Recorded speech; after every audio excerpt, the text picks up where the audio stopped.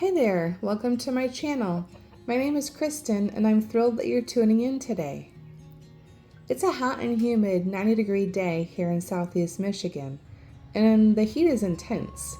I'm not so sure I really should be out here today, but the work in the garden never stops. The sea of strawberries. I planted these beds 3 years ago and they've thrived and spread beyond expectations. I'm going to hold off on picking these beauties for now, because my feathered girlies will beg for more and more once I start throwing them the buggy berries.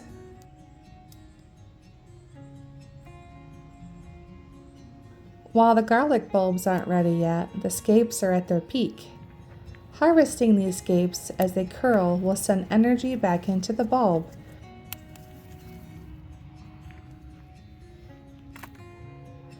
I wash and freeze them until I have enough for a delicious garlic scape pesto. But remember, only the hard-necked variety of garlic produces these lovely scapes.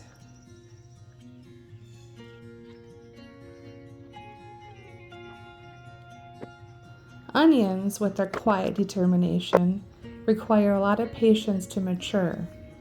Weeding is a bit tricky due to their planting, and while we don't grow enough for long-term storage, their fresh flavor is perfect for onion jam and salsa.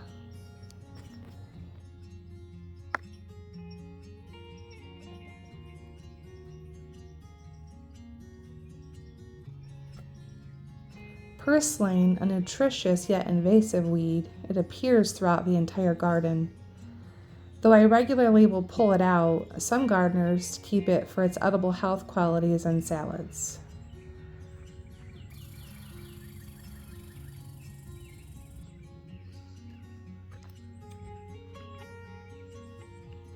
Summertime brings an abundance of zucchinis, thriving and prolific.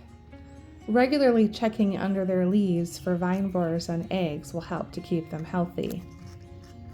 Fresh zucchinis are a delight, whether grilled, sautéed, added to dishes, or baked into zucchini bread.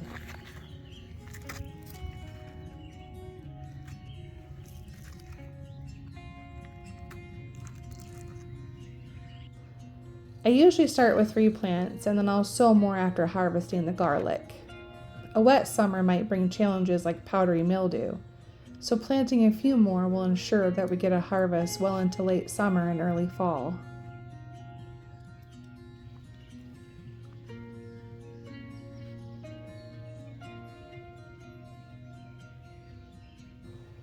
We had a rocky start with these pole beans. I planted an entire seed packet of stringless pole beans and only 2 came up. I had to buy some plant starts to fill in the gaps. Then I found earwigs and slugs munching on them. I bought a large bag of diatomaceous earth and it seems to be helping to keep them away.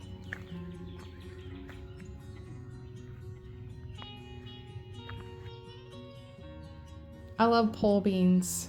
Pole beans that gracefully grow up a 16-foot cattle panel arching between 2 beds.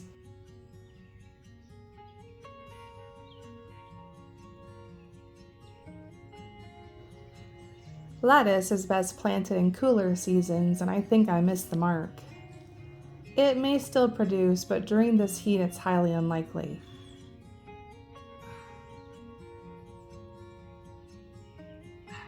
I'll have to try again in late summer for fall harvesting. I planted holy basil last year and it's self-seeded. It's everywhere. It joins borage, calendula, and nasturtium as well. They're all self-seeded, creating a beautiful and beneficial mix for pollinators, teas, and salads. I've even seen a few recipes for holy basil tea, and I'm definitely going to try that this year.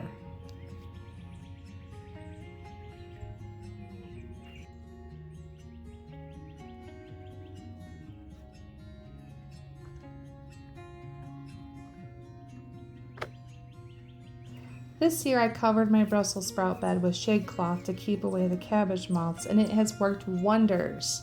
No pests and healthier plants. Brussels sprouts are a long season crop, so starting them early and protecting them from pests is crucial for a good harvest. I never liked Brussels sprouts growing up, and then I tried them at a restaurant called Lucky Steakhouse. My word, they are so delicious with Parmesan and balsamic vinegar.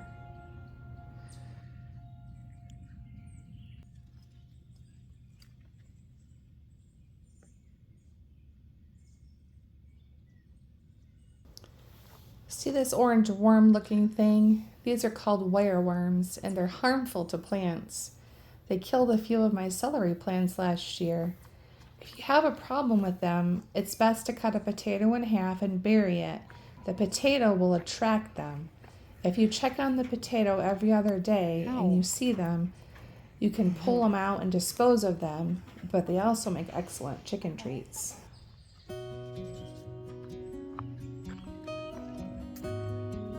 Covering cole crops such as cabbage, broccoli, and Brussels sprouts with shade cloth also helps to keep the soil from drying out and the sun beating down on them.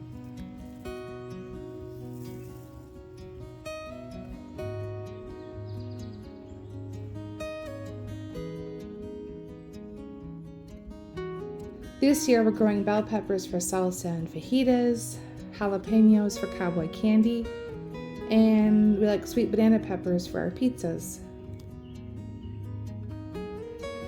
The heat wave is giving them the perfect boost.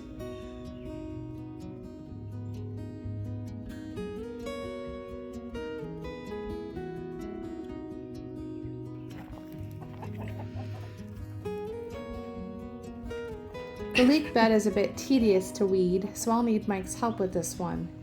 Leeks are slow growers and need a lot of care, including regular weeding and hilling soil around their stems to blanch them. It's definitely a task that requires extra hands, but I love to grow them. My favorite soup is leek and potato, which is funny because we have some volunteer potatoes in here too.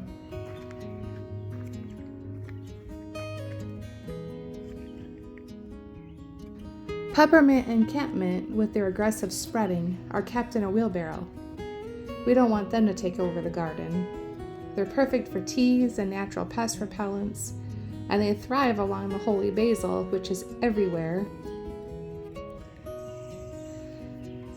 I'm not sure what I'm going to do with all this holy basil yet. Would you like some? If you're local, bring a pot. Dill also self-seeded this year. Too bad the cukes aren't ready.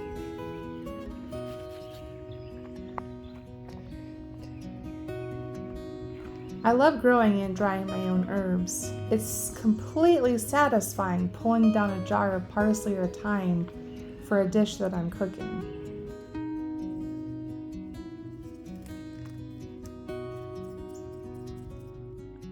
The spinach has bolted in the heat.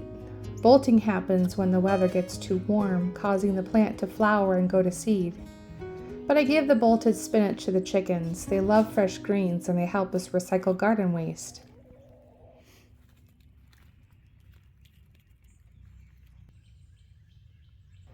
I also planted more lettuce in this bed. I do hope we get something from it.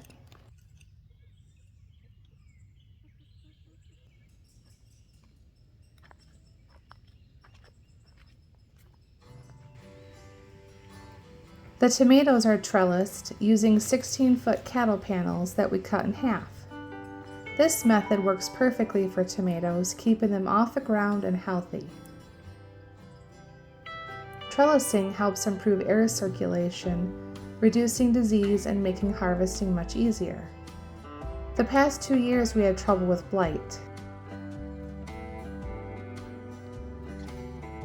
Well, at least half the carrot bed is looking good.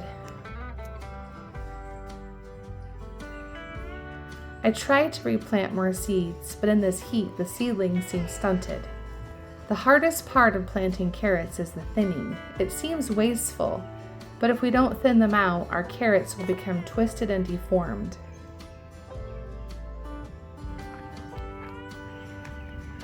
Calendula, grown from seed last year, has returned beautifully.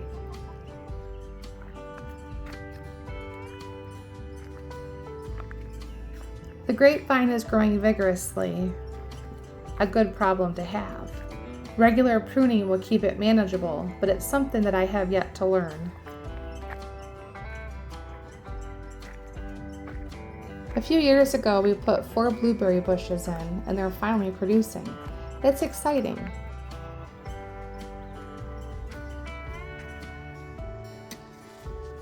This is our very first year growing corn. Weeding is a challenge in this heat, but the corn seems to be doing well regardless. I think we might be a little bit behind, but I think we'll be okay.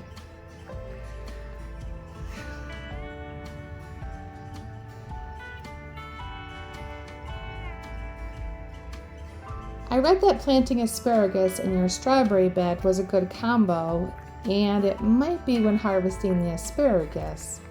But when you need to harvest your strawberries, the asparagus ferns are in your face. It's not a good combo for me.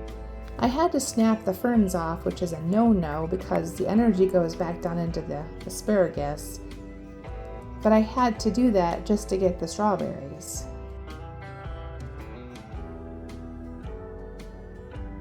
We're back to the sea of strawberries. It's been an adventure managing these, and we'll definitely need to replant in the fall to keep them in check. Strawberries are a rewarding crop, but they require some attention to keep them productive and contained. I've said it before, but if you're local to me and you would like some strawberry runners, come and get them before we pull them out this fall.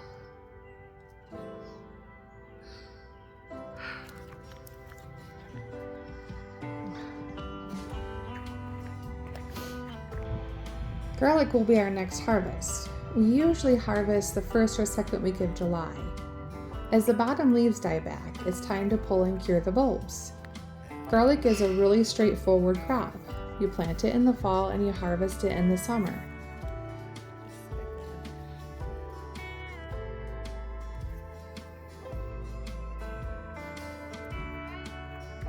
Every year our cucumbers get wiped out by the cucumber beetle. I took a chance and planted 1 row of slicers and 1 row of picklers. They just started flowering, so I'll be on the lookout for these nasty beetles. Ooh buddy, I am hot and sweaty from head to toe, but what a great workout. Most of the garden is weeded, and now we play the waiting game. With this heat wave, I won't be surprised if we see a lot of growth this week.